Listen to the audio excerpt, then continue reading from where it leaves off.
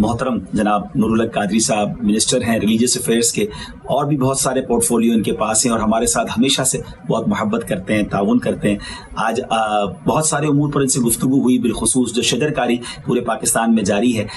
حضرت نے ہمیں بہت دعاؤں سے نوازا۔ آئیے ان کے کچھ تاثرات اس بارے میں لیتے ہیں۔ جی عبدالحبیب صاحب، شکریہ آپ کا، اور بطور خاص حضرت قبلہ امیر اہل سنت کا اور دعوت اسلامی کے پوری ٹیم کا جو FGRF میں کام کر رہے ہیں اور اس کے لیے کوشاں ہیں، اور اس کی بنیادی وجہ میرے لیے اور میرے جیسے بہت سارے لوگوں کے لیے طمانینت اور سکون اور تسلی کا باعث اس لیے ہے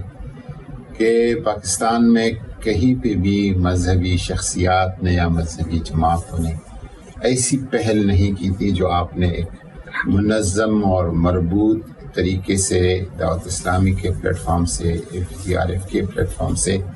شجرکاری کا جو نعرہ دیا ہے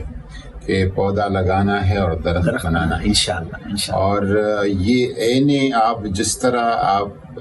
کی تنظیم، ہم سب کی تنظیم ہے، ہم سب کا ادارہ ہے دعوت اسلامی،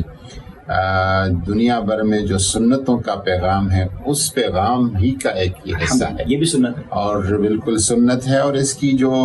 ملک کے لیے، قوم کے لیے، ہماری نسلوں کی مستقبل کے لیے اس کی جو اہمیت ہے وہ شاید بہت زیادہ ہے، اور اس کا وہ احساس جو ہے پہلے کبھی کسی کو اس طرح ایک مذہبی پس منظر میں اور عقیدے کے تناظر میں اور حضور صلی اللہ علیہ وسلم کی سنت مبارکہ کی روشنی میں پہلی دفعہ آپ متعارف کرا رہے ہیں، تو یہ ایک بہت ہی شاندار کام ہے،